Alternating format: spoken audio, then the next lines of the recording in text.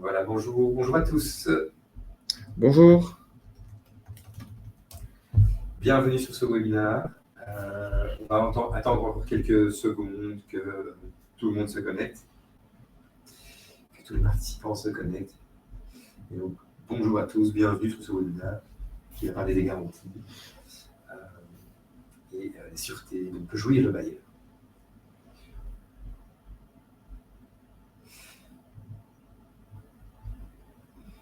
Alors, mais avant de commencer, je vois qu'il y en a déjà certaines personnes, donc certains participants qui nous font signe via le chat, donc c'est une très bonne chose. Merci pour votre présence. Et donc, effectivement, n'hésitez pas à vous manifester via le chat. On va vous expliquer ça tout de suite. Donc, j'attends encore quelques secondes que tous les participants se connectent. Je vais juste peut-être poser la question ici. Est-ce que vous nous entendez bien via le chat? Ok, magnifique. Vous nous entendez, vous nous voyez, c'est magnifique.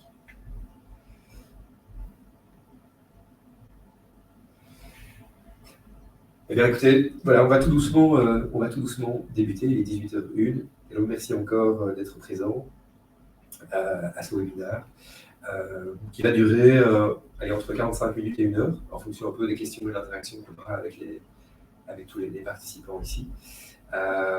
Et donc, bien sûr, je commence par vous remercier à tous d'être présents. Et surtout, je remercie notre intervenant de ce soir, avec qui on avait déjà travaillé il y a quelques mois, et qui est Arthur.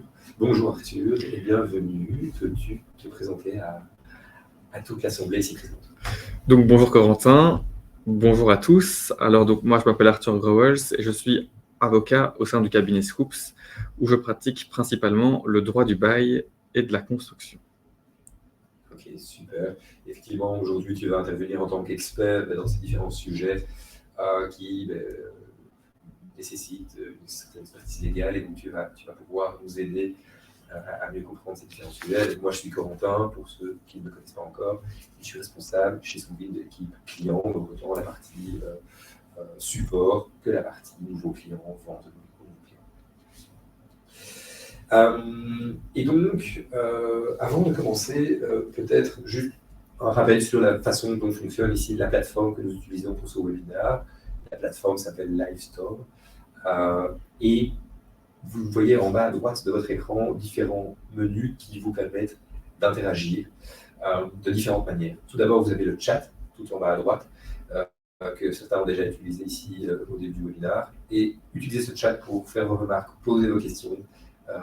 S'il vous plaît, interrompez-nous un maximum, interagissez un maximum, c'est ce qu'on préfère. Et donc ça se trouve en bas à droite de l'écran. Juste à côté, vous avez un bouton sondage. Et via ce bouton, on va vous poser des petites questions aux intervenants ici, enfin plutôt aux personnes qui suivent le webinaire. On va vous poser des questions, on vous demandera d'y répondre. Ça nous permettra de mieux connaître les personnes qui ici visionnent ce webinaire et aussi d'alimenter un petit peu le débat. Dernier point, un replay, comme vous le voyez ici sur le slide, un replay vous sera envoyé sur demande. Donc le webinaire est enregistré. Donc, si vous le souhaitez, vous pourrez revisionner ce webinaire par la suite. Mais donc, entrons dans le vif du sujet. Et je vais directement commencer par une question pour Arthur. Arthur, peux-tu nous dire pourquoi les garanties ont été mises en place ici dans le cadre de l'immobilier? Oui, bien sûr. Donc, comme vous le savez tous, le preneur a plusieurs obligations qui découlent du contrat de bail. Donc la première et la plus connue, c'est payer son loyer. Et la seconde, c'est entretenir les lieux loués. Vous le savez aussi, je ne vous apprends rien. Malheureusement, certains preneurs ne respectent pas leurs obligations, payent leur loyer en retard ou font des dégâts dans les lieux loués. Et pour pallier ces problèmes, on a créé différentes garanties qui permettent au bailleur de s'assurer que le preneur remplira ses obligations d'une autre façon que celle qui est normalement prévue par le contrat de bail. Ok. Effectivement, on va voir ici au programme de ce soir, on va voir les principales garanties et sûretés du bailleur, c'est-à-dire l'état des lieux, la garantie locative et la caution personnelle qu'on nomme aussi le garant. À la fin du webinaire, on proposera quelques questions-réponses s'il y en a encore. Et donc, ça, c'est les différents points qui vont être abordés. Alors, ça peut paraître comme étant des points très simples, mais il y a toute une série quand même de nuances qui seront abordées ici et qui feront que le webinaire sera sûrement très intéressant. Peut-être ici, Arthur, est-ce qu'il existe d'autres garanties que celles que tu as mentionnées précédemment? Alors oui, comme vous le voyez sur le slide, il en existe d'autres, notamment l'obligation du preneur de meubler les lieux loués, les privilèges du bailleur, la saisie-gagerie, la saisie-revendication. Donc il existe vraiment un tas de garanties différentes qui sont adaptées à certaines situations ou en tout cas qu'on va privilégier dans certaines conditions. Ici, les garanties qu'on va aborder, ce sont les garanties principales qu'on rencontre le plus et qu'à mon avis, vous rencontrez le plus. Donc, comme cité sur le slide précédent, l'état des lieux, la garantie locative et le garant. Ok. Juste une petite question par rapport aussi à ces garanties qui ne seront pas abordées, mais est-ce qu'elles valent aussi bien pour le bail résidentiel, le bail d'habitation? Oui, donc ces garanties valent enfin, celles qui sont ici présentées valent pour tous les baux différents.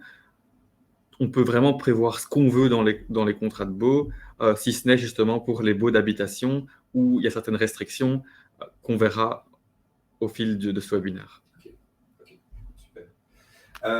On va commencer par un premier petit sondage pour motiver un petit peu tout le monde. Et on va commencer par vous demander qui êtes-vous, vous qui venez suivre ce webinaire un mardi bien ensoleillé à 18h.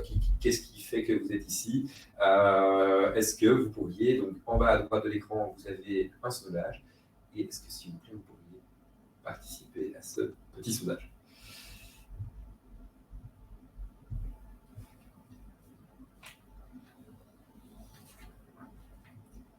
Donc, en bas à droite de l'écran, vous pouvez choisir, répondre à la question qui êtes-vous? Soit je me renseigne, je n'ai pas encore investi dans l'immobilier, soit j'ai quelques biens, soit je suis un investisseur immobilier avéré, je gère une quantité importante de biens.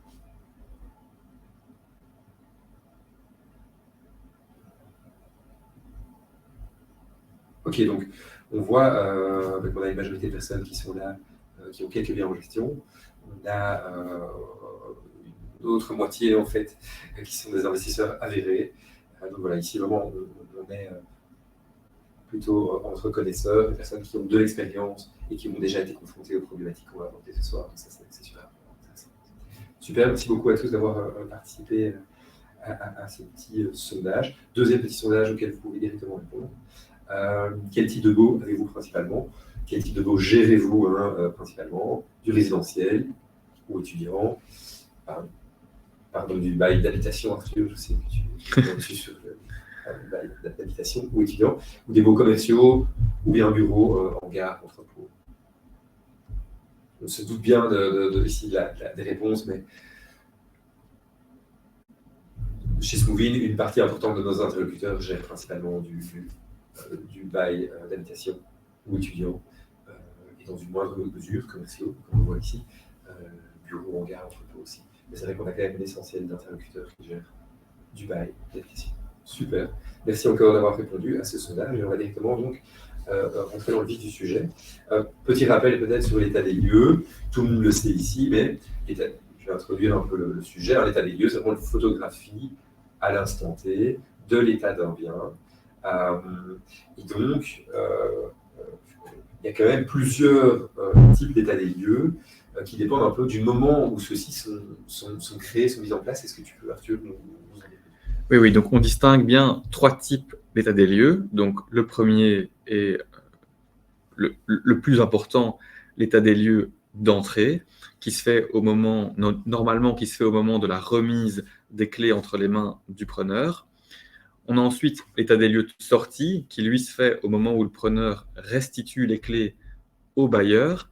Et enfin, on a des états des lieux qui peuvent intervenir en cours de relations contractuelles, avant ou après des travaux importants. Donc, si vous vous apprêtez à faire d'énormes travaux dans les lieux, il est conseillé de faire un état des lieux avant ces travaux et un second état des lieux après ces travaux, de telle sorte qu'au moment de la sortie, de la fin du bail, on ait vraiment une image des lieux loués aux différents stades de la relation contractuelle où cette image est pertinente.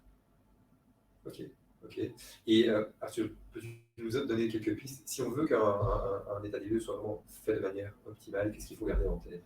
Alors, si vous voulez que ça soit fait de manière optimale, il faut garder 3 mots en tête: précis, complet et détaillé. Un état des lieux doit toujours être précis, complet et détaillé. S'il n'est pas précis ou pas complet ou pas détaillé ou aucun des trois, alors malheureusement, il sera considéré comme n'existant tout simplement pas. Donc je vous donne un exemple. Un état des lieux où vous avez des petites cases où il est marqué cuisine et en face il est marqué pas de remarque par exemple, ce n'est pas précis, ni complet, ni détaillé, et donc par conséquent cet état des lieux, il sera considéré comme n'existant pas. Le mieux, c'est toujours de faire des photos, et beaucoup de photos, d'écrire intégralement les lieux. Et pour ça, moi, j'ai un client, une petite idée, j'ai un client qui fait des vidéos commentées. Donc, à chaque fois qu'il rentre dans les lieux, il filme avec le preneur l'intégralité des lieux et il commente chacune des fissures qu'il y a dans les murs, chaque griffe qu'il y a dans le parquet. De cette façon-là, on ne peut pas être plus précis, ni complet, ni détaillé qu'une vidéo, ce qui est assez parfait. Question un peu piège ici, Arthur, peut-être, mais pour des photos, on peut imaginer la façon dont le locataire peut donner son accord pour des photos en signant un état des lieux, mais comment est-ce qu'on peut faire valider le fait qu'une vidéo soit conforme et acceptée par les deux parties?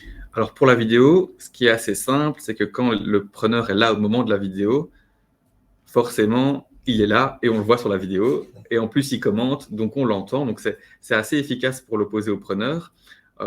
Faut bien s'assurer effectivement qu'on le voit sur la vidéo ou en tout cas qu'on l'entende de manière à ce qu'il ne puisse pas dire qu'il n'était pas là.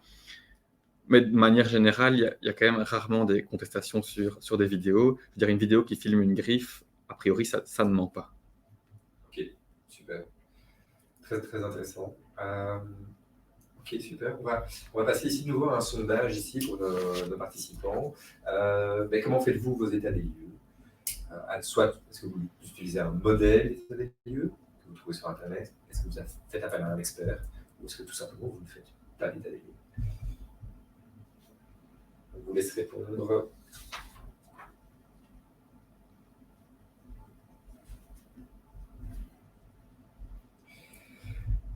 Ok. Alors on voit, et la réponse ici est, voilà, c'est assez majoritaire ici que 56% des participants font appel à un expert. Donc ça rejoint, je trouve, ce que tu viens de dire, Arthur, hein, sur la nécessité d'être précis. Et donc, ok. On a 33% qui passent par un modèle et on a quand même une petite minorité qui ne fait pas d'état des lieux. Ok. Merci à tous d'avoir de nouveau participé à ce sondage.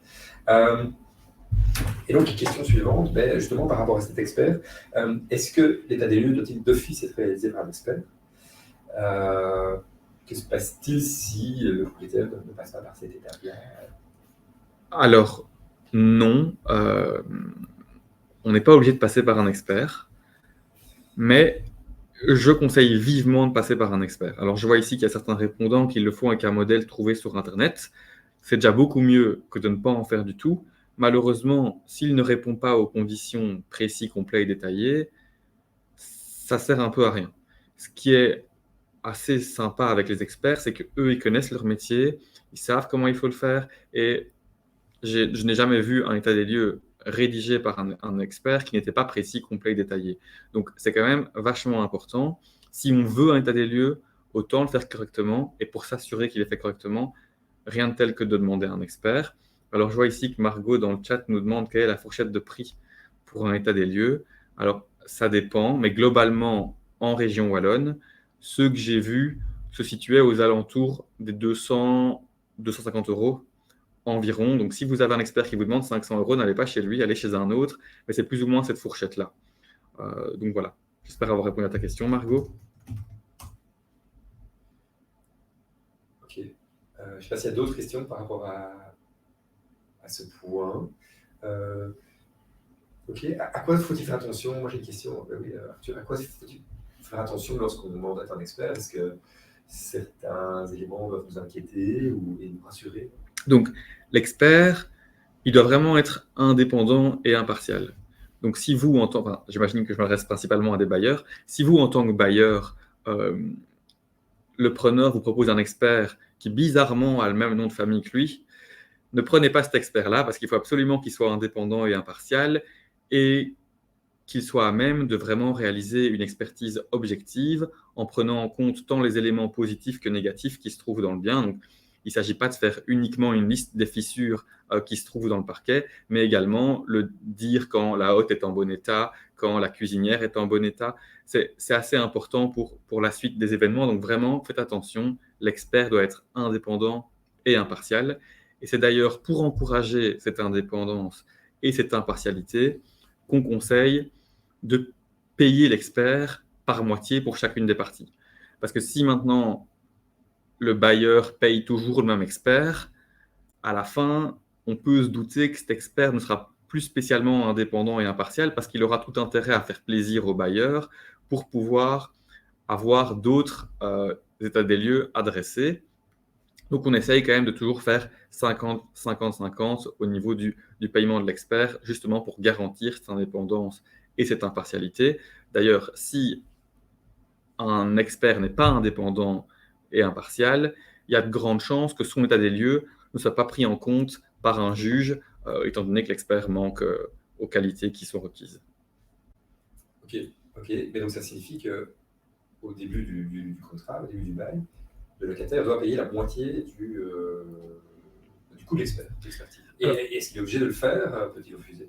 Alors, on n'est pas obligé. Donc, les parties peuvent prévoir ce qu'elles veulent. Si elles veulent qu'il y ait une partie qui paye 100% ou faire 25-75 ou 33-67, j'en sais rien. Vous pouvez imaginer ce que vous voulez. Mais je conseille vraiment de le faire à 50-50, justement pour cette indépendance et cette impartialité.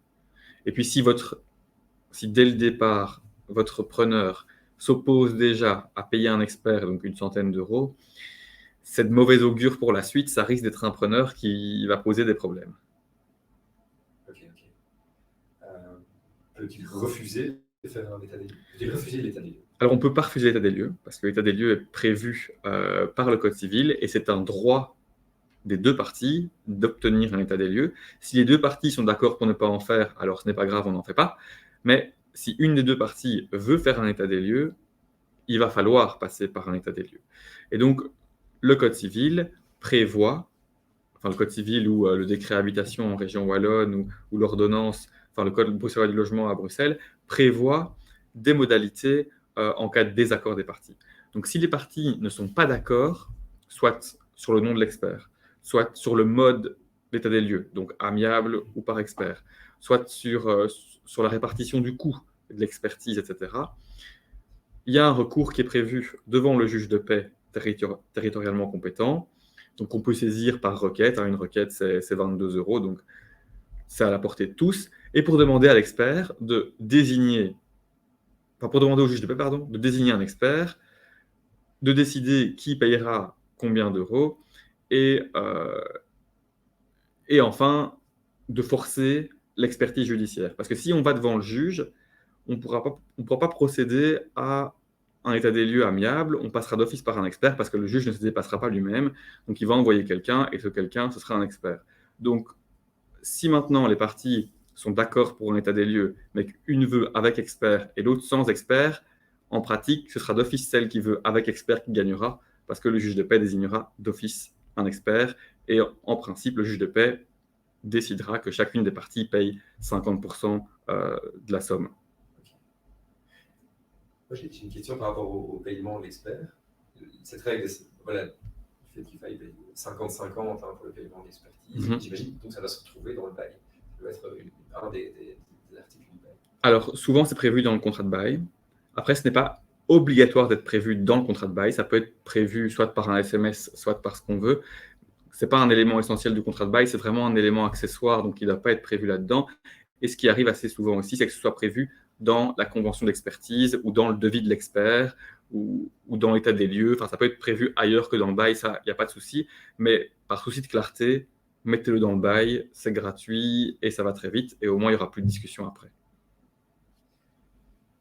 Ok, super, super intéressant, merci Arthur. On va passer à la suite ici, hein, et donc te poser la question, mais que se passe-t-il s'il y a des dégâts réalisés par le locataire, mais qu'aucun état des lieux n'a été réalisé au début du contrat? Donc vous le voyez ici, il y a la disposition du Code civil qui est recopiée intégralement, et vous voyez que le Code civil prévoit que s'il n'y a pas d'état des lieux, alors on imagine que l'état dans lequel le bien est rendu est dans le même état que celui dans lequel le preneur l'a reçu. Donc, s'il n'y a pas d'état des lieux, on va présumer que le preneur a rempli ses obligations. On peut apporter une preuve contraire, mais ce n'est pas toujours facile. Et il y a beaucoup de juges de paix qui s'opposent même à désigner un expert pour faire un état des lieux de sortie lorsqu'il n'y a pas état des lieux d'entrée.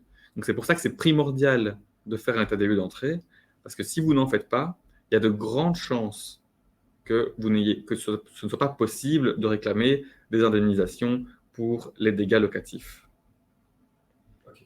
Ouais. Et donc ici, je vois aussi une question de Margot dans le chat qui demande ce qui se passe en cas de dégâts s'il y a eu un état des lieux mais qui n'a pas été enregistré.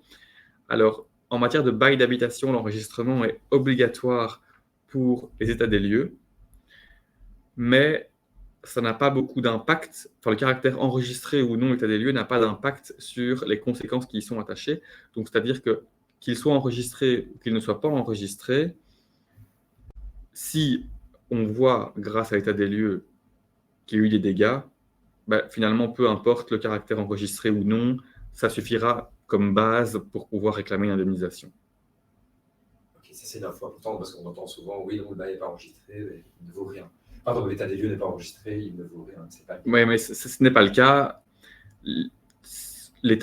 L'enregistrement, c'est pour lui confier une certaine authenticité, je veux dire. Bon, c'est pas le mot exact, mais vous aurez compris, c'est pour vraiment lui donner une force en plus de celle qu'il a déjà. Si les parties se sont mis à l'avance d'accord sur l'état des lieux et disent tous les deux qu'il y a une griffe dans le parquet, qu'ils soient enregistrés ou pas, ça prouve quand même que les parties étaient d'accord pour dire qu'il y avait une griffe dans le parquet. Ok. Donc, voilà. Ok, super. Je ne sais pas s'il y a d'autres questions par rapport à ça du côté des intervenants. Je vous laisse de toute façon poser toutes les questions que vous souhaitez dans le chat. En attendant, on va faire un petit sondage ici. Et le sondage suivant, c'est comment vos locataires constituent-ils la garantie locative? Est-ce que c'est sur un compte bloqué, en payant sur votre compte, donc sur le compte du propriétaire, ou via des alternatives, e-dépôt, garantie, ou autres? Donc, si vous voulez bien vous rendre dans le menu sondage en bas à droite de l'écran.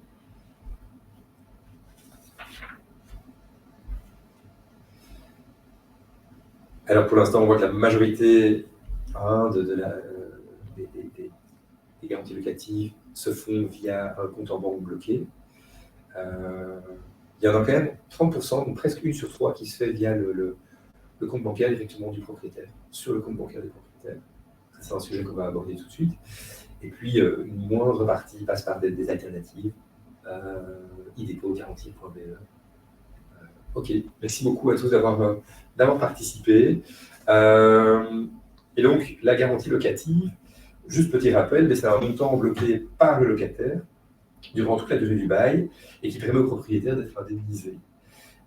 Il existe différentes possibilités au niveau du montant bloqué et au niveau de la manière de constituer cette garantie locative.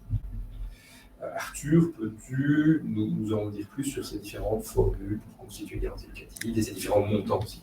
Oui, c'est ça. Donc, il y a plusieurs questions à se poser lorsqu'on va rédiger la clause relative à la garantie locative. Donc, la première, c'est quel sera le montant de cette garantie? Comment sera-t-elle constituée? Donc, sur un compte bancaire bloqué, via le CPAS ou un autre mode de constitution. Et à quoi servira-t-elle? Donc, elle servira uniquement pour le dégât locatif, ou pour les dégâts locatifs et les loyers, ou pour les arriérés de charges. Enfin, on peut imaginer tout ce qu'on veut. Et donc, pour déterminer ces éléments, le principe général, c'est que les parties font ce qu'elles veulent. Donc, en principe, on détermine le montant comme on veut, le mode de constitution comme on veut, et l'utilisation comme on veut également. Si ce n'est que, pour certains baux, comme les baux d'habitation, le législateur a mis certains garde-fous en place, dont on va parler, à mon avis, au prochain slide. c'est exact. Donc voilà, donc comme vous le voyez, dans le bail de résidence principale, c'est vraiment une exception au principe général de liberté.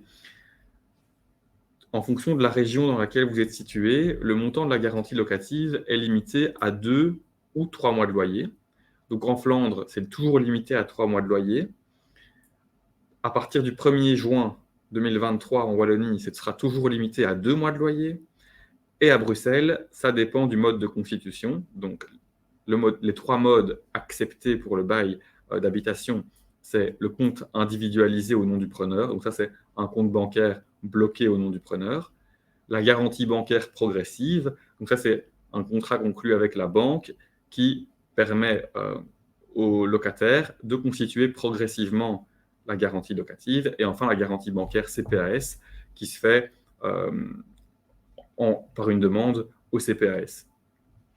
Depuis peu, dans le bail d'habitation, il est prévu que la garantie locative permet de garantir toutes les obligations du preneur, donc tant les intérêts de retard que les loyers, que les dégâts locatifs, que les charges, enfin vraiment toutes les obligations du preneur. Donc ça, c'est quand même bien, si ce n'est qu'il faut bien s'assurer que la garantie locative telle qu'elle a été constituée est bien limitée aux montants maximum qui sont prévus par les législateurs des différentes régions.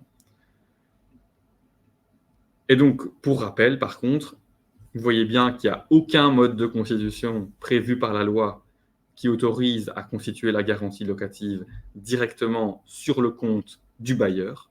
Donc, on ne peut pas déposer une garantie locative entre les mains du bailleur sur son compte bancaire ou sur le compte sur lequel on verse ses loyers.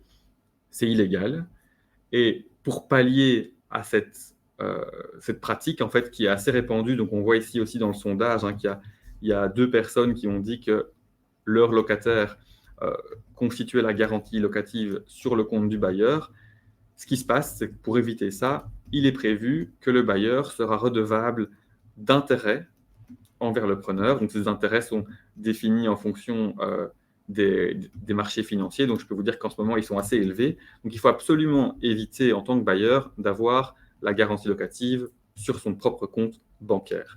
Je vois aussi ici que Margot nous demande si la garantie locative est obligatoire. Alors non, elle n'est jamais obligatoire. Les parties sont libres d'en prévoir une ou de ne pas en prévoir. Ça, c'est vraiment comme les parties l'entendent.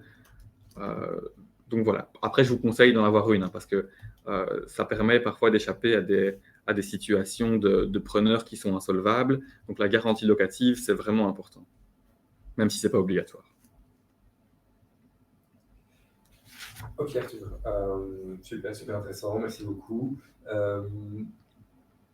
On va passer ici au point suivant sur la libération de la garantie locative. Cette libération totale ou partielle.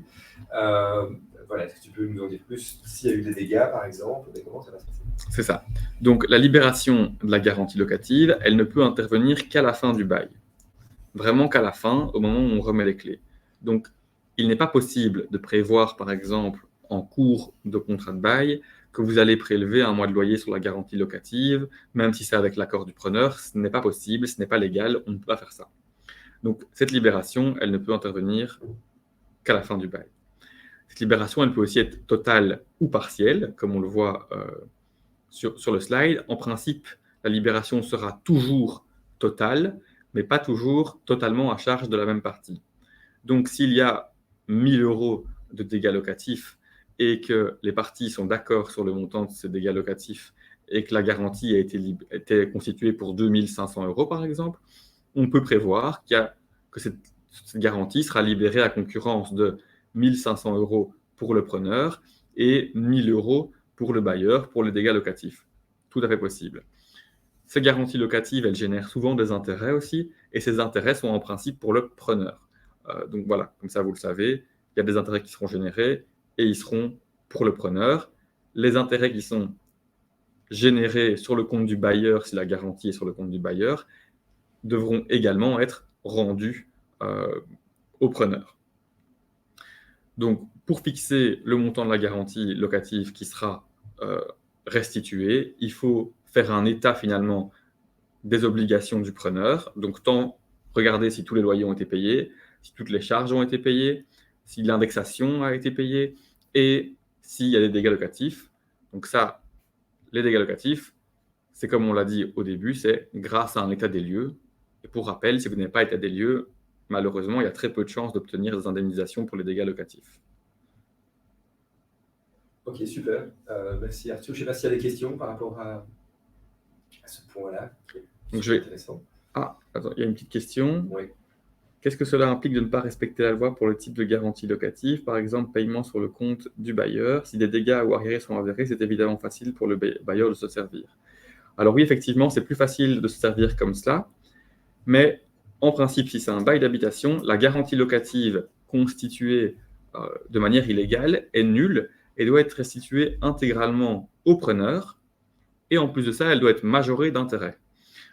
Donc, c'est vraiment à éviter, parce que si le but, c'est de se servir plus facilement, il est possible qu'un juge de paix dise qu'elle est nulle et que c'est finalement au bailleur de rembourser le preneur.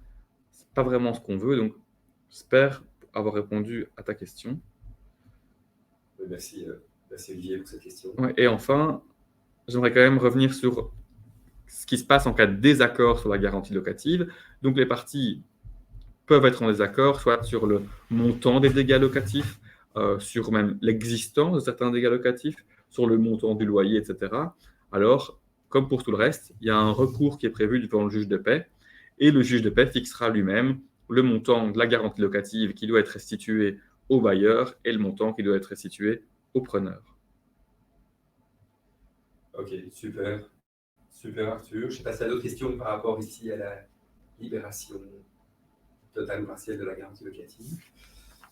Je vous laisse les poser dans le chat et en attendant aussi, je vous propose un nouveau sondage. On va commencer à aborder ici la question du garant. Et donc, avez-vous déjà imposé à un locataire d'avoir un garant? Pouvez-vous, s'il vous plaît, répondre à ce petit sondage? Effectivement, nous, de notre côté, chez Smoothie, on voit la fonctionnalité est disponible sur la plateforme, mais on ne voit pas tellement de propriétaires qui imposent des garants. Je suis étonné ici des résultats du sondage, on a 57% qui ont déjà imposé à leur locataire d'avoir un garant. Ok, merci beaucoup d'avoir répondu à ce sondage. Et donc, pour introduire ici le sujet, donc le garant va être une personne tierce, une personne physique ou morale d'ailleurs, qui va mettre l'ensemble ou une partie de son patrimoine en garantie des obligations du locataire. Arthur, peux-tu un peu nous expliquer de nouveau, nous en dire plus sur ce type de garantie? Oui, donc souvent c'est ce qu'on rencontre dans les baux étudiants, donc les preneurs qui... le preneur, c'est l'étudiant, et puis le garant, ce sont les parents, ou souvent dans les contrats de bail qui sont conclus pour la première fois par des jeunes adultes qui prennent leur premier bien, et le bailleur demande que les obligations du preneur soient garanties par un proche qui a une meilleure situation financière. Donc, c'est assez récurrent, surtout dans le bail d'habitation. Donc, il y a plusieurs questions à se poser. Donc, premièrement, est-ce que notre garantie, notre caution personnelle va être constituée à titre gratuit ou onéreux? Donc, c'est possible que le créancier paye, que le bailleur paye la caution personnelle pour X ou Y raison. Ça se retrouve plutôt dans des contrats de bail de bureau ou de bail commerciaux. C'est assez rare dans le cadre du bail d'habitation, mais c'est possible de payer la caution personnelle. Et donc, comme le disait Corentin, la caution personnelle, c'est une autre personne que le preneur qui va également assurer au bailleur que les obligations du preneur seront remplies. Et donc, en pratique, ce qui se passe, c'est que si le preneur ne remplit pas ses obligations, le bailleur peut se retourner vers le garant pour que le garant remplisse les obligations du preneur à sa place. Il faut quand même faire attention. Si vous exploitez vos appartements ou vos biens immobiliers via une société ou une entreprise, si vous le faites dans un but, si c'est votre activité principale d'avoir des logements, il y a des conditions de forme supplémentaires qui doivent être remplies pour que la caution personnelle soit valable. Donc, la première d'entre elles, c'est qu'il faut que cette caution personnelle soit prévue dans un contrat différent du contrat de bail. Donc, pas dans le contrat de bail, dans un contrat vraiment différent entre le bailleur et la caution.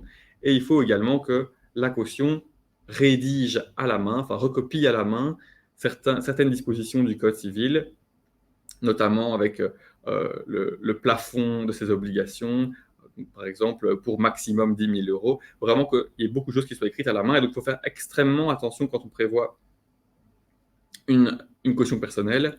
Si on est un bailleur professionnel, on doit respecter certaines conditions.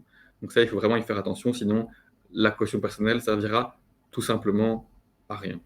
Arthur, donc, ça veut dire que dès qu'un propriétaire possède des biens en société, donc par personne physique, il est obligé de passer par ce document distinct. Oui. S'il le possède en société, en tout cas, moi, je lui conseille vraiment de passer par ce document distinct, parce qu'il y a beaucoup de risques qu'un juge de paix dise que la caution n'est pas valable. Et dans le cas contraire, où le propriétaire est une personne physique, il suffit d'une mention du garant dans le bail, et j'imagine d'une copie de sa carte d'identité, d'une signature de sa part du bail. Le bail va être signé par le garant, j'imagine. Donc, si c'est une personne physique, donc déjà, il faut voir si c'est une personne physique qui agit en qualité de professionnel ou pas. Donc, si c'est une personne physique professionnelle, alors de nouveau, on retombe sur les obligations de forme supplémentaires. Si par contre, c'est quelqu'un comme toi et moi qui a un appartement et qui fait louer son appartement, alors là, il n'y a pas de conditions de forme qui sont précises, qui sont prévues. Donc, on peut le prévoir dans le contrat de bail avec une signature du garant également. Pas de souci à ce niveau-là. Alors, pour ce qui est de la carte d'identité, ce n'est pas obligatoire, mais c'est toujours mieux d'avoir une photocopie de la carte d'identité parce que ça permet, en cas de problème, de retrouver la personne plus facilement et de la citer devant le juge de paix plus facilement. Ok. Tiens, et que se passe-t-il lors du renouvellement du bail? Est-ce que, admettons que dans un premier bail, un garant ait été prévu, mais au moment du renouvellement du bail, est-ce que le garant reste garant? Donc, si on prend par exemple un bail d'1 an, dans lequel on va mettre une caution personnelle, qu'au bout d'1 an, le preneur reste dans les lieux sans que le bailleur ne s'y oppose, alors effectivement, le bail sera renouvelé, reconduit de manière tacite, mais dans ce cas-là, seul le bail sera reconduit et pas la caution, parce que la caution, c'est vraiment un contrat qu'on analyse à part du bail. Et donc, dans la caution personnelle, dans le contrat de caution personnelle, il n'y a pas de reconduction tacite, ça n'existe pas.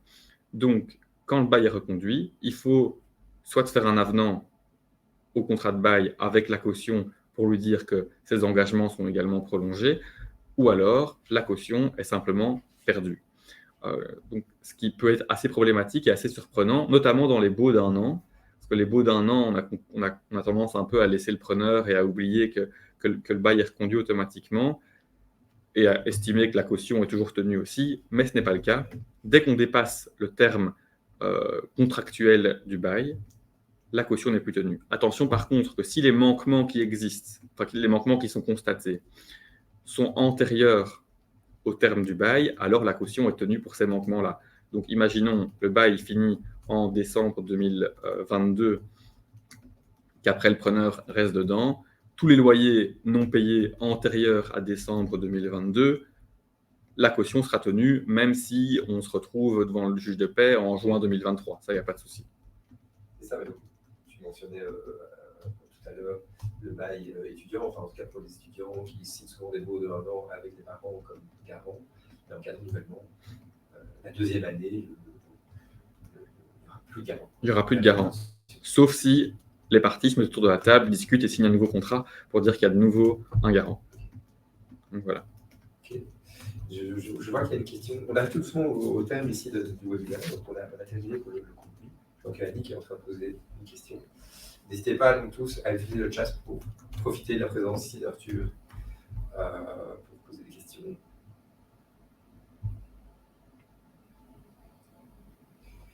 Oui, donc pour un bail d'1 an reconduction tacite, si on veut que la caution personnelle soit également reconduite après 1 an, alors il faut faire un avenant.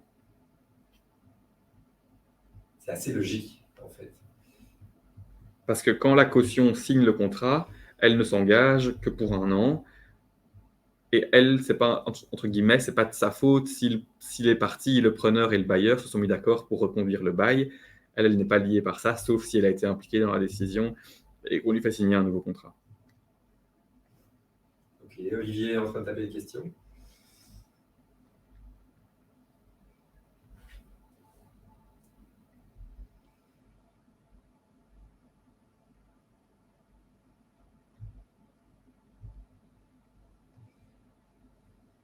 N'hésitez pas si vous avez d'autres questions à les poser maintenant. Nous arrivons au terme du... Alors, s'il y a un problème et qu'on actionne la caution avant l'échéance du bail, c'est OK. Alors oui, c'est OK, mais si vous l'actionnez après l'échéance du bail, c'est OK aussi, tant que le problème trouve son origine à un moment du bail. Donc, si vous actionnez la caution 6 mois après le bail, il n'y a pas de souci si ce sont pour des loyers qui datent du contrat de bail. Voilà. Ça va, Olivier? J'espère que j'ai répondu à ta question. Et ça signifie, Arthur, que le garant ici, pendant combien d'années est-il lié contractuellement ici? Donc ça, on peut le prévoir au niveau du contrat de caution. Après, logiquement, il est tenu pour aussi longtemps que le preneur. Donc typiquement, pour des loyers impayés, le délai de prescription, c'est 5 ans. Donc la caution sera également tenue pour 5 ans. Okay. 5 ans après le terme du contrat. 5 ans à partir de la date du loyer impayé. Donc si le premier loyer n'est pas payé et que le contrat dure 7 ans, eh ben, ce premier loyer, on ne le récupérera malheureusement jamais. Ok, super, merci beaucoup. Arthur, je ne sais pas s'il y a d'autres questions de la part des intervenants. Je vous les laisse les poser. On va juste terminer, Arthur et moi. Attendez, je vois que Fabienne a encore une question. Je vais vous laisser Fabienne la poser. N'hésitez pas à poser des questions sur les autres garanties si vous voulez. Ce n'est pas limité aux questions personnelles. On est vraiment à la fin. Donc, n'hésitez pas si vous avez des questions qui vous sont arrivées tardivement. N'hésitez pas à les poser maintenant.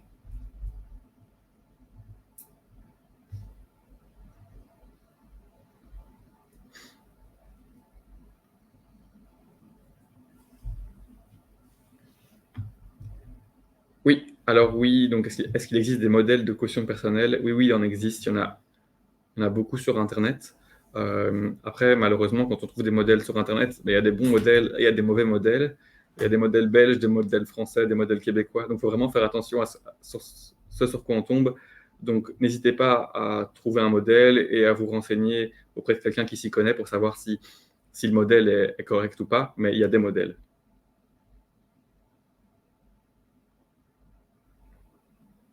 Donc, voilà, je pense qu'on peut passer à la suite pendant. Oui, tout à fait. Donc, le slide suivant, je te laisse, Arthur. Ici, on peut présenter le cabinet d'avocat que tu nous représentes. Donc voilà, comme je vous le disais, je travaille au sein du cabinet Scoops, donc qui est actif principalement en construction et en immobilier, mais également en droit des affaires, en droit public et en droit social. Alors dans la section droit du bail, je travaille avec Chantal de Smet-Quintelier, qui est juste au-dessus de moi sur le slide, et qui a fait la présentation juste avant en néerlandais. Donc si vous avez la moindre question concernant ce webinaire ou concernant une situation que vous avez vécue ou que vous vivez actuellement, n'hésitez pas à nous envoyer un mail. Vous avez les adresses ici et on y répondra avec plaisir. Il y a effectivement aussi par la suite, vous ne retrouvez pas ces adresses email ici. Vous pouvez toujours nous envoyer un email chez Smoothie et on se fera plaisir de vous transmettre les coordonnées d'Arthur. Ok, super. Pour terminer ici, par rapport à Smoothie, un dernier petit mot. Donc, juste pour rappel, Smoothie, c'est vraiment une plateforme qui aide les propriétaires, les multipropriétaires à gérer leur patrimoine immobilier de 3 grandes manières principalement. La première façon, c'est vraiment, ça va permettre à l'utilisateur de centraliser tous les documents et toutes les données relatives à son patrimoine immobilier et à sa gestion immobilière. C'est vraiment la première grande mission de la plateforme. Deuxième mission, c'est d'être un assistant digital qui va pré-mâcher le travail des utilisateurs dans le cadre de la gestion locative. Donc, la plateforme va automatiser toute une série d'actions comme la vérification des paiements des loyers, des indexations, la gestion des fins de contrat, etc. Finalement, et pour terminer, Smoothie, c'est aussi un outil de reporting grâce à toutes les données qui sont reprises par l'utilisateur. bien Smoothwin va pouvoir présenter un aperçu de la rentabilité du patrimoine et des facteurs importants qui déterminent la rentabilité de ce patrimoine et aussi voir la santé de manière générale du patrimoine en gestion.